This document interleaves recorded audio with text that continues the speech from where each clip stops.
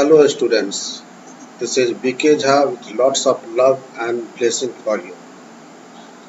Here I am with you to interact about life process. In this video, we'll talk about life processes,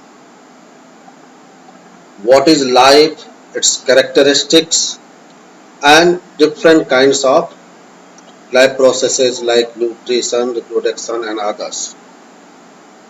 So let us explore.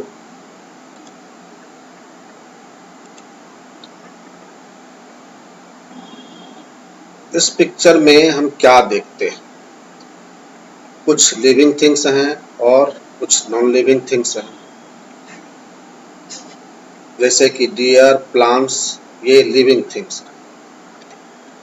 ये क्यों living things हैं?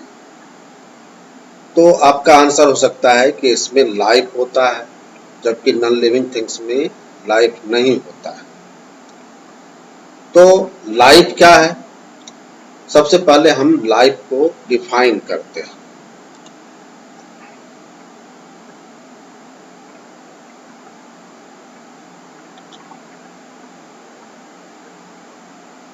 Living being के कुछ distinctive characteristics होते हैं, जिससे कि वो नॉन लिविंग बीइंग से डिफरेंट होता है। ये कैरेक्टर्स नॉन लिविंग बीइंग में नहीं होता है। So life is defined as a distinctive characteristic of a living organism from non-living things, as especially distinguished by capacity to grow, metabolize, respond to stimuli, adapt and reproduce. Life के क्या-क्या characteristics होते हैं? So you can see these are growth, respiration, sensitivity, etc. Life का एक unique feature होता है movement. Living being में movement होता है। ये मूवमेंट विजिबल हो सकते हैं, हम उसे देख सकते हैं, और कुछ ऐसे मूवमेंट होते हैं जिसे हम नेकेड आई से नहीं देख सकते। जो इनविजिबल मूवमेंट होते हैं उसे मॉलिक्यूलर मूवमेंट कहते हैं। मॉलिक्यूलर मूवमेंट क्या है?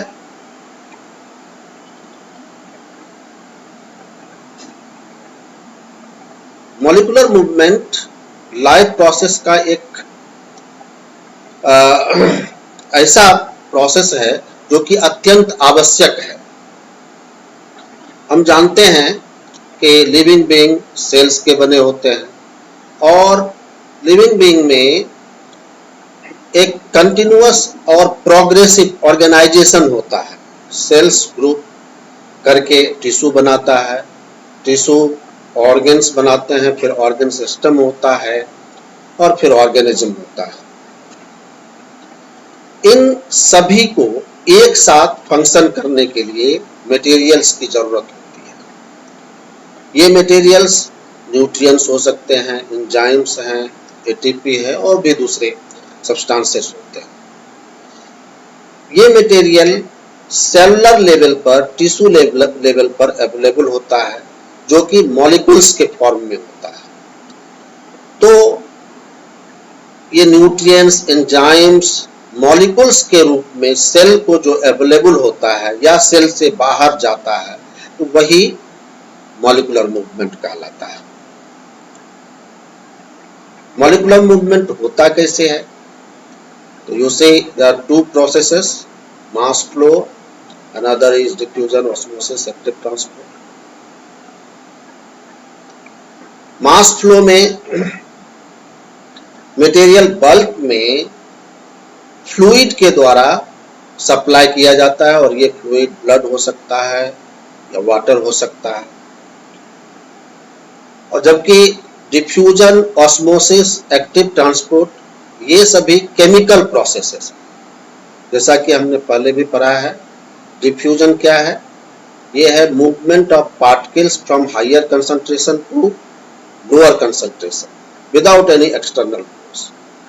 और ऑस्मोसिस, जैसा कि आप जानते हैं, ये स्पेशल काइंड ऑफ डिफ्यूजन ही है जो कि higher concentration of water to lower concentration of water की तरफ और होता है, और इसके लिए सेमी परमिएबल मेम्ब्रेन का पार्टीशन मस्ट है। तो ये मॉलिक्यूलर मूवमेंट है जो कि अत्यंत ही आवश्यक है। अब हम देखते हैं कि लाइफ का उद्देश्य क्या है। तो निश्चित तौर से लाइफ का उद्देश्य जीवित रहना है। हम कह सकते हैं the aim of life is to survive और टू बी कंटिन्यूड और टू परपिचुएट।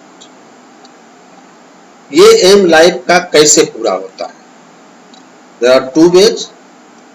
एक तो इंडिविजुअल बेसिस पर होता है, जिसमें लिविंग ऑर्गेनिज्म अपने बर्थ से लेकर अपने डेथ तक कुछ प्रोसेसेस जारी रखते हैं, जो कि ये न्यूट्रिशन है, रेस्पिरेशन है, transportation, excretion and others.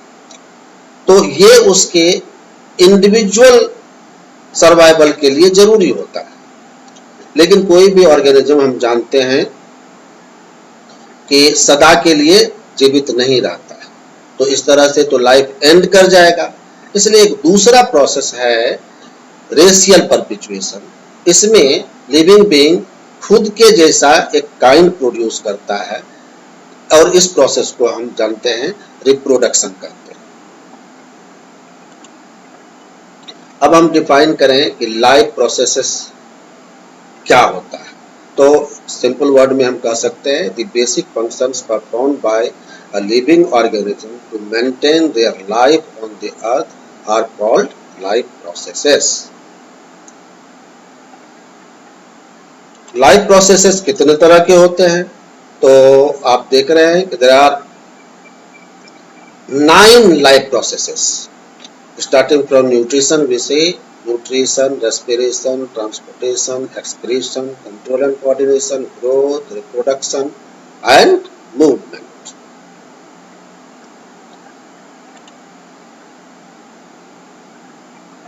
Growth और मेंटेनेंस, ये दो प्रोसेसेस लिविंग बीइंग में कंटिन्यूअस चलता रहता है, और इसके लिए सतत लगातार मटेरियल्स का नीड होता रहता है। बॉडी को मटेरियल्स, जिसे हम यहाँ न्यूट्रिएंट्स कहेंगे, अवेलेबल कराने के प्रोसेस को ही न्यूट्रिशन कहते हैं।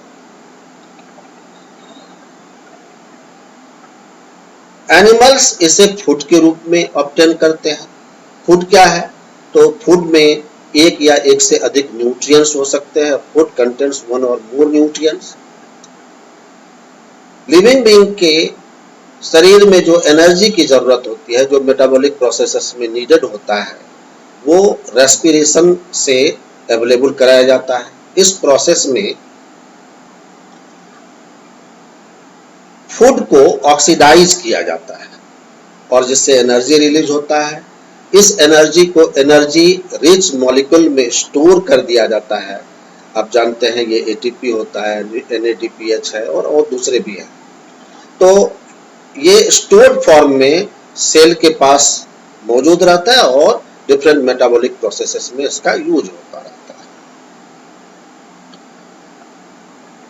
जो ऑर्गेनिज्म यूनिसेलुलर होते हैं, वो उसमें न्यूट्रिएंट्स का सप्लाई सिंपल डिफ्यूजन के द्वारा हो जाता है, क्योंकि उसका बॉडी अपने एनवायरनमेंट से एक्सपोज्ड होता है। लेकिन मल्टीसेलुलर ऑर्गेनिज्म में सभी सेल्स ऐसा नहीं कर पाते हैं, क्योंकि वो एक्सपोज नहीं होते हैं। इसलिए वहां ट्रांसपोर्ट सिस्टम की व्यवस्था होती है। इन सभी सिस्टम को कंट्रोल और कोऑर्डिनेट करने के लिए एक दूसरी व्यवस्था होती है, जिसे कंट्रोल एंड कोऑर्डिनेशन कहते हैं।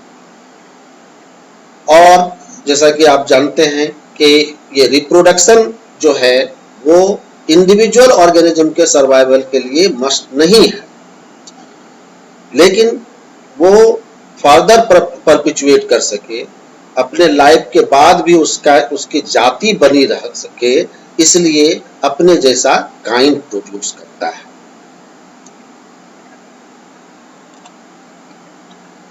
अब हम पहला प्रोसेस न्यूट्रिशन को जाने।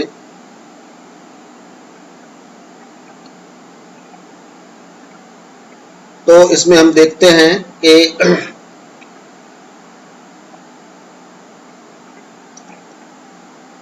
Maintenance, growth, reproduction, health, disease सबको बॉडी में इसके लिए रिक्वायर होता है न्यूट्रिएंट्स की, और ये इंक्लूड करता है इनटेक, न्यूट्रिशन जो लिया जाता है उसको इनटेक कहते हैं, फिर इसका absorption, assimilation, biosynthesis and catabolism and excretion.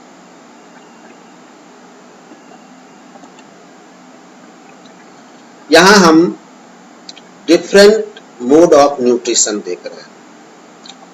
ये प्लांट में न्यूट्रिशन है, ये सभी एनिमल्स में न्यूट्रिशन दर्शाता है, ये फंजाई का मशरूम है उसमें न्यूट्रिशन दिखाता है। ये डिफरेंट मोड्स हैं। ये मोड्स क्या क्या होते हैं? There are two modes, autotrophic nutrition and heterotrophic nutrition. Autotrophic nutrition क्या होता है? Auto means self and trophic means nutrition. तो इस न्यूट्रिशन में ऑर्गेनिज्म सिंपल इनऑर्गेनिक मटेरियल्स जो कि कार्बन डाइऑक्साइड होता है और वाटर होता है, उसके हेल्प से और solar energy as a source of energy के तौर पर लेकर फूड का सिंथेसिस करता है। तो ऑटोट्रोपिक न्यूट्रिशन में फूड का सिंथेसिस होता है, और ऐसे ऑर्गेनिज्म ऑटोट्रॉप्स कहलाते हैं। जब सोलर एनर्जी के यूज करके सिंथेसिस ऑफ फूड होता है तो उसको हम फोटोसिंथेसिस करते हैं। हेटेरोट्रोपिक न्यूट्रिशन में फूड का सिंथेसिस नहीं होता है, बल्कि ये ऑर्गेनिज्म ऑटोट्रॉप्स, जिसे हम प्रोड्यूसर भी कहते हैं, उस पर अपने फूड के लिए डिपेंड करता है, और ये डिपेंडेंस डायरेक्ट हो सकता है या इनडायरेक्ट हो सकता है। यहाँ हम देखते हैं फिगर में अमीबा है, ये हेटेरोट्रोपिक न्यूट्रिशन दर्शाता है, और ये प्लांट है इंसेक्टिवोरस प्लांट जो इंसेक्ट को अपने फूड के रूप में यूज करता है। हेटेरोट्रोपिक न्यूट्रिशन तीन तरह के होते हैं। First is saprophytic nutrition, parasitic nutrition and then holozoic nutrition.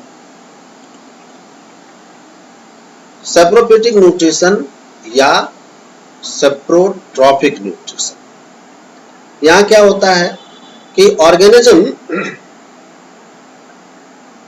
Dead और डिकेइंग का ऑर्गेनिक मटेरियल को अपने बॉडी के बाहर सबसे पहले डाइजेस्ट करता है, और फिर उस डाइजेस्टेड फूड को अपने बॉडी में ले लेता है, एब्जॉर्ब करता है। तो इसे सैप्रोफिटिक न्यूट्रिशन कहते हैं, और ऐसे ऑर्गेनिज्म सैप्रोफाइट्स कहलाते हैं। पैरासाइटिक न्यूट्रिशन में क्या होता है? यहाँ ऑर्गेनिज्म ना तो फूड का सिंथेसिस करता है, ना ही अपने बॉडी के बाहर डाइजेस्ट करता है, बल्कि